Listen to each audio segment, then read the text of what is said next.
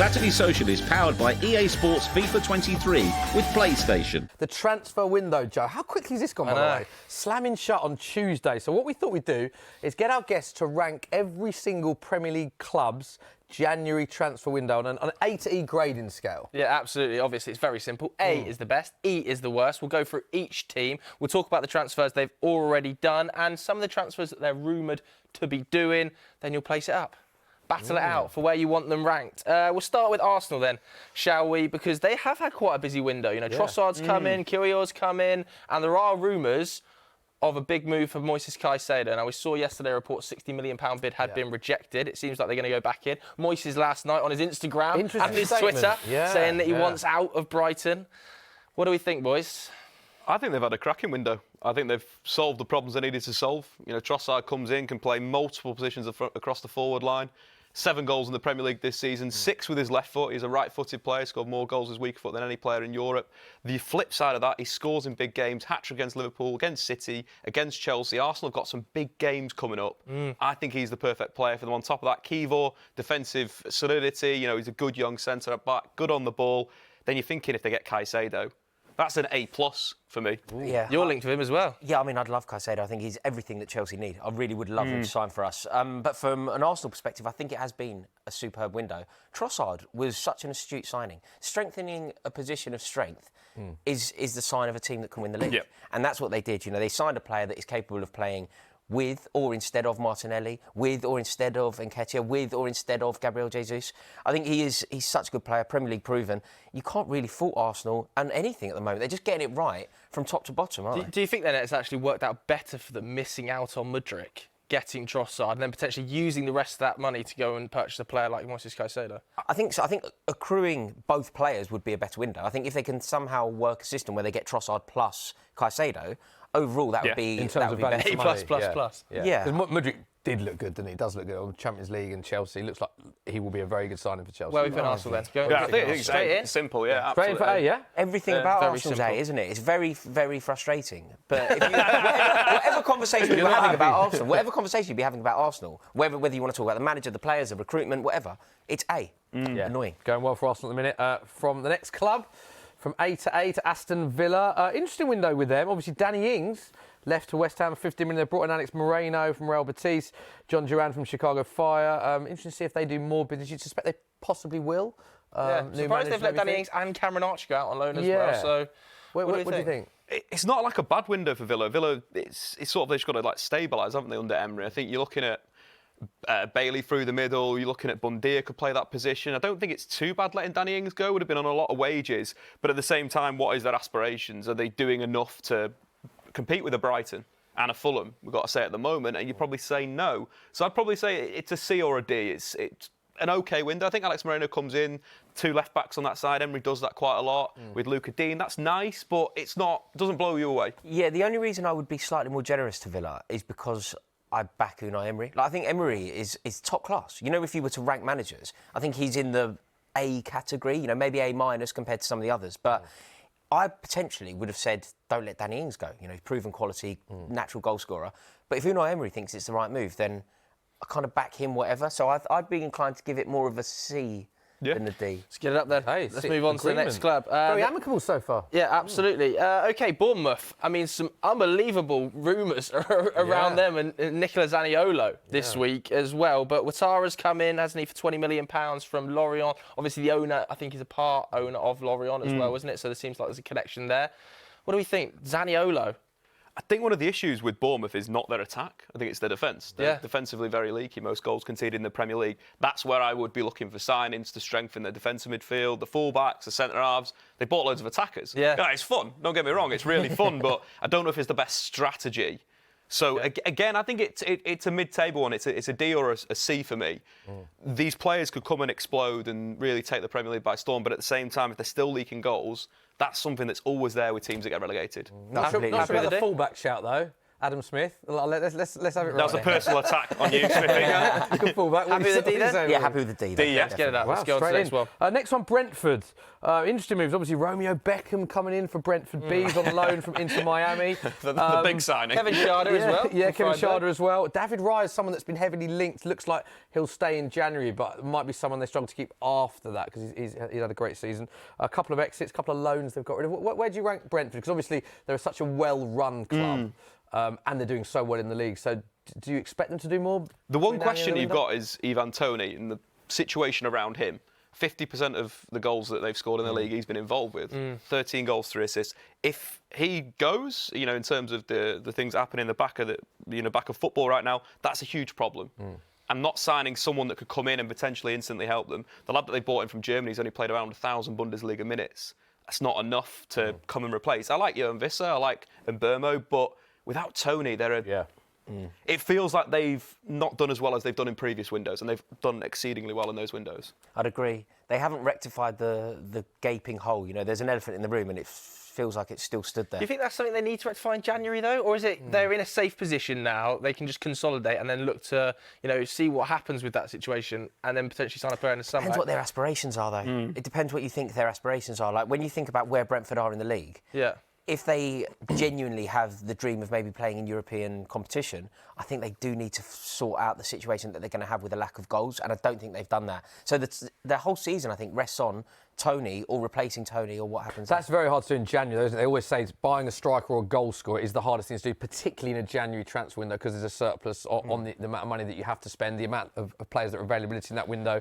So Get it up, then. I think it's difficult for them to do, in fairness. E. Really? I don't disagree. They haven't really signed anyone. Yeah. So. I think Wow. that's the issue. They're in such a good position. I think we'll speak about a few teams like this. Great position, not moving on it. Okay, Brighton. Again, not many ins at Brighton, Buonate and Mullins, but then they have potentially, they've lost Trossard and they're potentially losing Caicedo as well. We know Bonate is going to be a good player. It's one of You those just know things it. with Brighton recruitment. If they go South America, We've they pull a got- lad we've out, got he's going to be a take moment to superstar. talk about Brighton's recruitment, haven't we? I mean, it is just impeccable, isn't it, Yes. over the years? It's I mean, flawless. It's completely incredible. flawless. I don't think there's many clubs where you would say the club has more sense than money. But you would say that about Brighton. Like, that is completely applicable and an accurate appraisal of the way that they do their business. Every time you think it's going to go wrong for them, maybe they lose Cucurella, maybe they lose Graham Potter, wherever you think the club are going to stumble, the overarching strategy of the club secures the right pathway. They're an amazingly well-run club, and it's sort of it's mind-blowingly impressive how well they're doing. And I think you're right.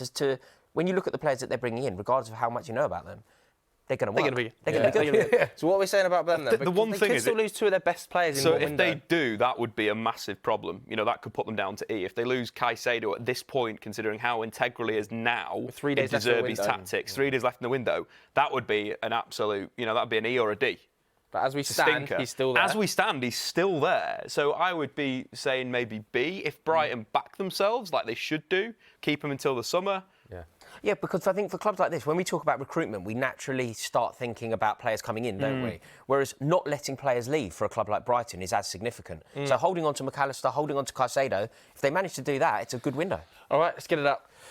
OK, next one, we're going to come straight to Rory for this one, because it is Chelsea. Huge amount of outlay coming in. You've got Badia Shield, Santos, Fofana, Felix. I'm probably forgetting some. Mudryk, of course. Madueke. And Madueke. There's also reports that Malo Gusto to Chelsea will join in June alongside Nkunku. Huge outlay, nearly 200 million in this window alone. Some good players, obviously. I mean, Mudryk looks class, doesn't he? But what is your thoughts as a Chelsea fan, Rory, on the strategy and the approach that's going on? I mean, strategy is a word that you've used there, and I feel like you're being very generous to the Chelsea board to use the word strategy. It doesn't feel like there is a strategy. But what I would say about this window, 6 players in January feels ridiculous, but this is the first time for a little while that I feel like there has been an elevation in the squad. Mudryk is an elevation. We haven't had a play, that unpredictable quality that Mudryk brings. We haven't had a player like that since Eden Hazard was at the club. Yeah. Joao Felix is obviously an improvement on anything that can play there. When you think about who Joao Felix will play in place of, whether it's Ziyech, whether it's Pulisic, whether it's Aubameyang, whoever, that is a natural improvement. Badashile looks great. fantastic. Yeah. Truly fantastic. So, as much as it feels ridiculous, our recruitment policy, there's 15 forwards at the club. 15 forwards at the club, are on Chelsea's books. 6 players in this window, £500 million spent. For the first time in a long time, I think this window, we're actually starting to see at least a semblance of the strategy working. We've got some good players coming in. Average age of the signings, 20.3. So you're looking, the recruitment is good. It's what we all do on Football Manager. We buy all the young wonder kids around the world and we build a team. The issue for Chelsea is that there's been no departures. Yeah. And that's the problem. I'd say that they've had an A window in terms of their signings. We speak about the recruitment, it's two-sided. But having players that might not want to be there still at the football club, how's Graham Potter going to find a blend of these players? Yeah, and there's at Chelsea, annoyingly, there's at least half a dozen, probably more, players that aren't good enough to be at the club anymore. So there is a problem there. And the other problem with this window, as good as the players that have arrived are, there are certain positions that Chelsea desperately need to strengthen. Like central midfield. Kovacic and Jorginho signed for Sarri in 18. They're still our midfielders. We haven't signed a marquee central midfielder for such a long time. So the glaring position in the team that we've desperately needed reinforcements still hasn't quite arrived. So I'm angling for a B here, unless anybody's pushing back passionately. I think we should stick with the Chelsea fans' opinion. Yeah. The only thing I'd say is that the departures is probably an E, but the recruitment's probably an A. But no, I'm happy to put it there, Rory. Thank you.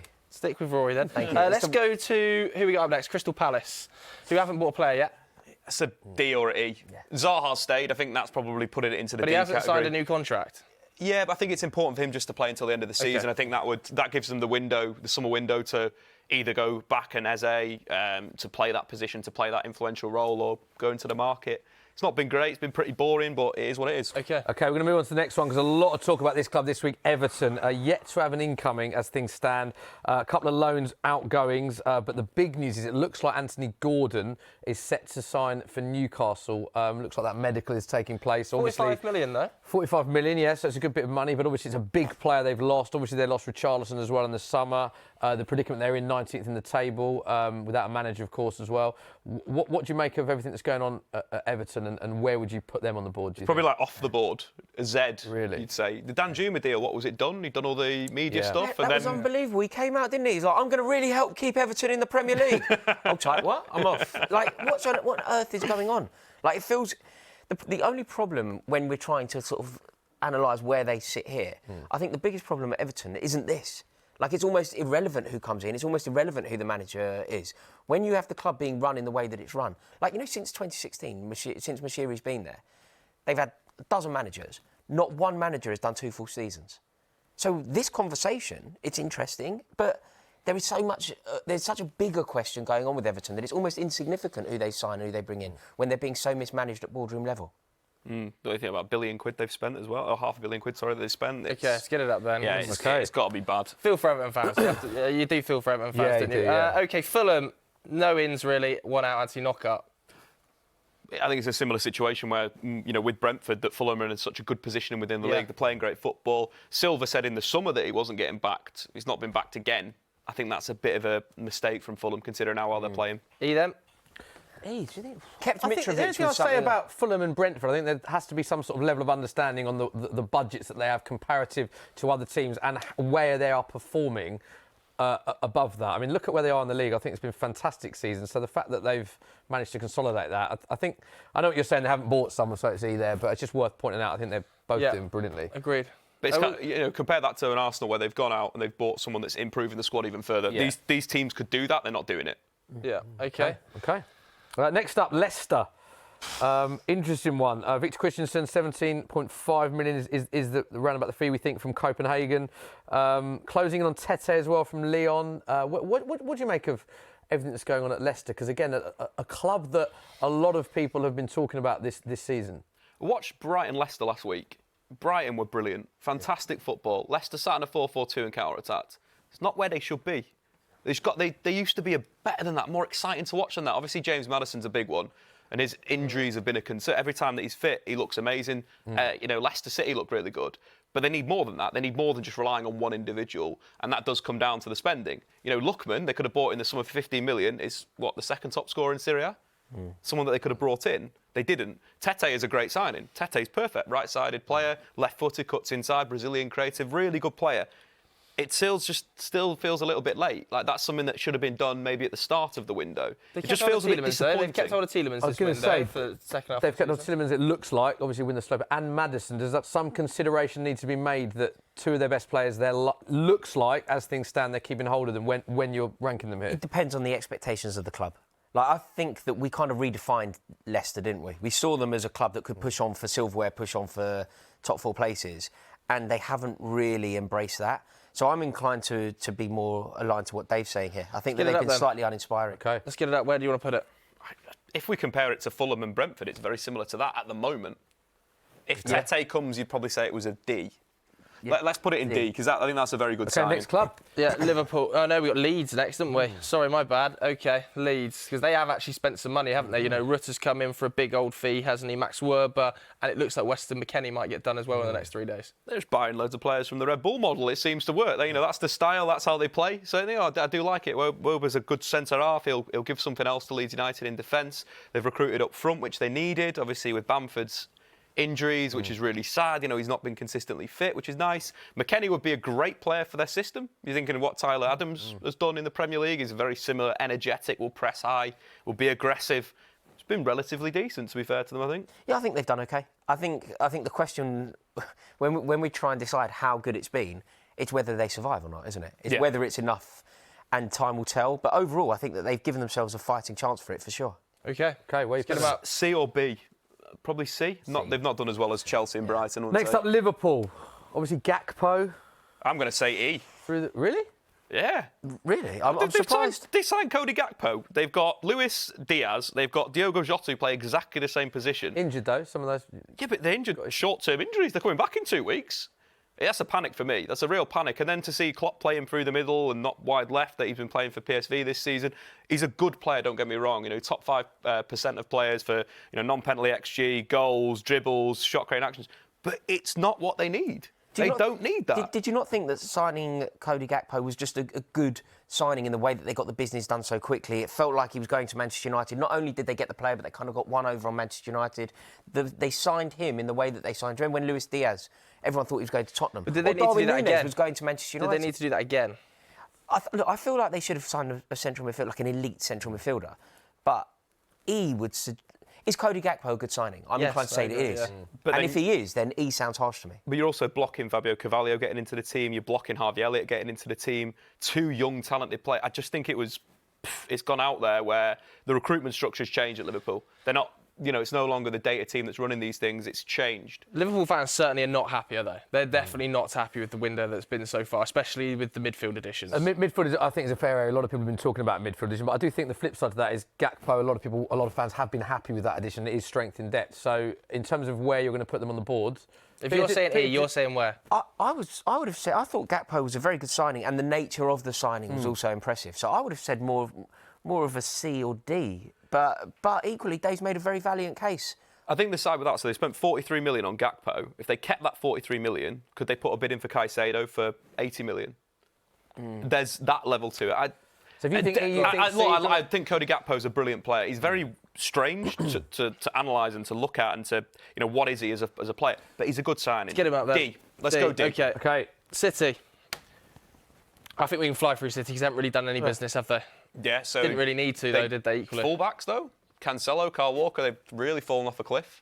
Rico Lewis does look good, though, doesn't he? It absolutely does. Yeah. But then is there still one more player that they need to buy at full-back? I think they've made a mistake. It's a sort of double-edged sword as well, because not only have they weakened their side by allowing Zinchenko to leave, they've strengthened Arsenal. Like the Nous knowledge, know-how of how to win top-tier games, a proven Premier League winner, 4 out of 5 league titles. Zinchenko took all of that knowledge to Arsenal. Yeah. And Cancelo's not the player that we thought he was last year. Not signing a fullback for a manager who's so reliant upon fullbacks, I think it's an error. I really do. So where would you? I'd say D. I'd even go further. Most generous. Compare it to Arsenal. Most generous, yeah. Arsenal have come in, they've strengthened. They could be getting Caicedo back in the window. OK, next up. Wow. Man United. Manchester United. Wout Weghorst on loan. Obviously, we all know Ronaldo's no longer at the club. Very high profile. Well, you know, I want to go for A. I think, Wout Weghorst, what a signing. Look at his defensive stats against Arsenal. 5 interceptions, Rory. That was more than anyone in the Premier League that weekend. I was impressed. You look at his pass completion against Nottingham Forest, 100%. Scored a great goal. Look, I think if you look at the window, Ronaldo's gone, Weghorst has come in. And yes, there needs to be more signings.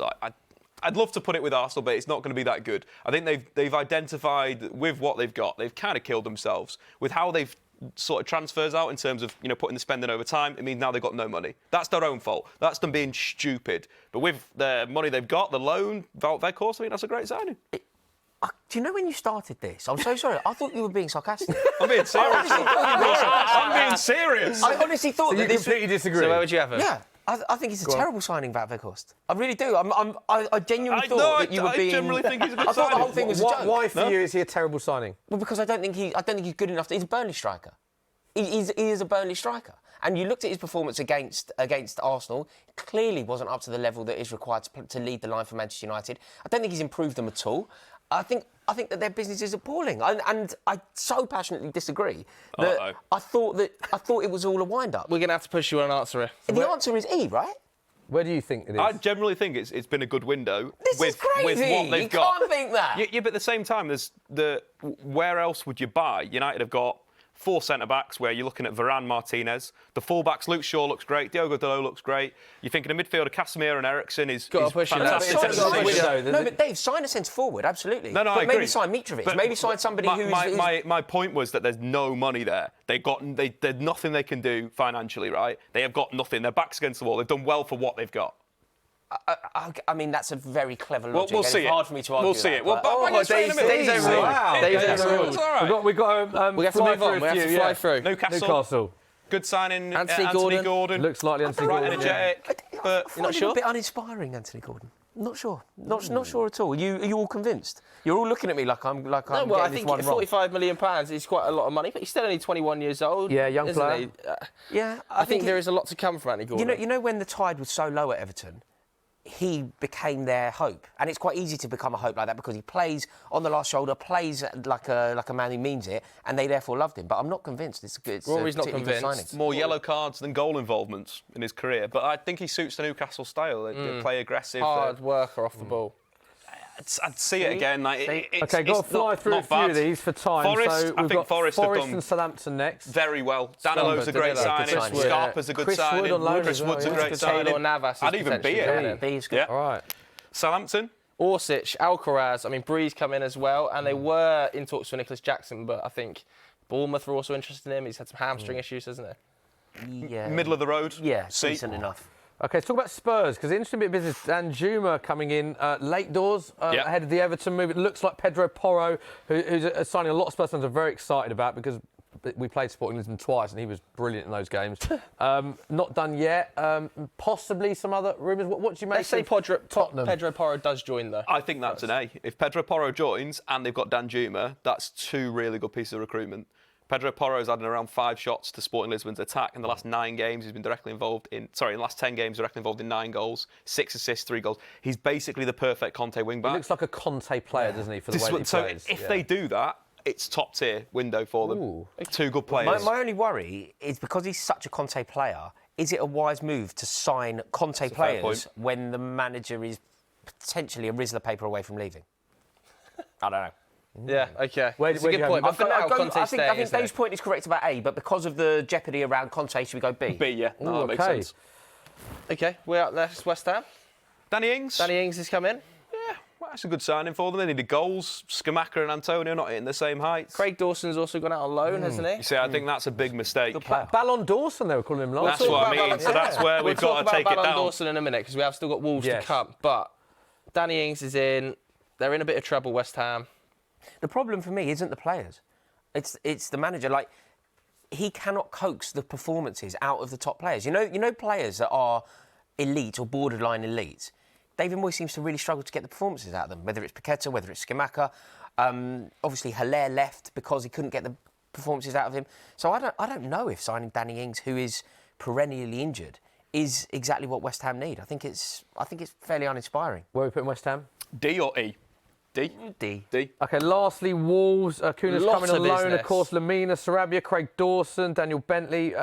Few outgoings as well. Guedes, Corbeo, Fabio Silva. They've been quite busy, Wolves, haven't they? A lot going on. They have. It just seems like they've really rolled the dice. This could be hit or miss. They had to, though. And Lopetegui's come in as well, Yeah. so he's obviously coming in demand. Good appointment for Good Wolves, manager. that. Brilliant Can they coach. score enough goals? Ultimately, it comes down to this. Can they score enough goals? They've Well, they really bought a struggled £50 to million score. striker. Will he score the goals? If the answer is yes, if you genuinely believe that the answer is yes, then I think it's a really good window. If not, they're going down, and therefore they haven't They've at least rectified the tried, problems. haven't they? They've tried. I'd say a C. Sarabia, love that signing. Not Needed too decision sure on where you put Kuna. him. Yeah, I think it Another could be C. hit or miss. Okay, so there we go. There is completion of the guests. That Man United pick is going to be controversial. It is, It isn't should it? be here. It is. That is That so Man United generous. pick should be here. Dave, you've done so well. You did well. At the end of the season, Van They're not Beekhoff's agreeing on it. Just top to scorer in the clarify, Premier Rory League. wanted E and Dave wanted A, so they've agreed on C for Manchester United. But that is completion. Let us know what you think at home.